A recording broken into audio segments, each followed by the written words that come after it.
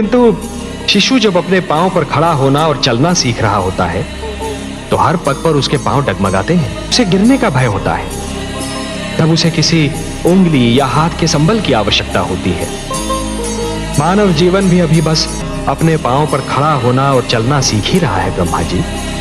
उसे भी किसी संबल की आवश्यकता है, ज्ञान की आवश्यकता है, प्रकाश की आवश्यकता है। जिस प्रकार वृक्ष की डाली फलों से लद जाने पर झुक जाती है, उसी प्रकार जब मनुष्य को ज्ञान और समृद्धि मिले तो उसे झुक जाना चाहिए।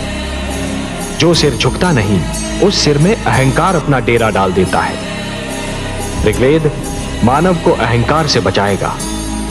ऋग्वेद मानव को यह सिखाएगा कि सिर किसके आगे झुकाना चाहिए और कैसे झुकाना चाहिए।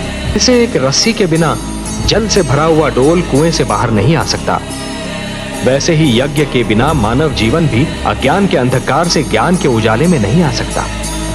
मेरी वाणी में तो जीवन का वरदान है, मानव संस्कारों का समावेश है। जीवन का दूसरा नाम है कर्म।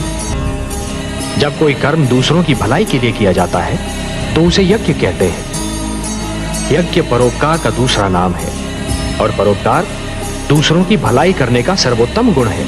धरती पर सूर्य अपने संग एक नवीन दिन के साथ साथ एक नवीन समस्या, एक नवीन कठिनाई भी लाता है। और मानव जीवन की प्रगति के लिए यह आवश्यक भी है कि वो समस्याओं को सुलझाता रहे, कठिनाइयों से लड़ता रहे। उसके मन और शरीर को आपत्तियों, विपदाओं से बचना सिखाएगा और समस्याओं को सुलझाने का मार्ग दिखाएगा।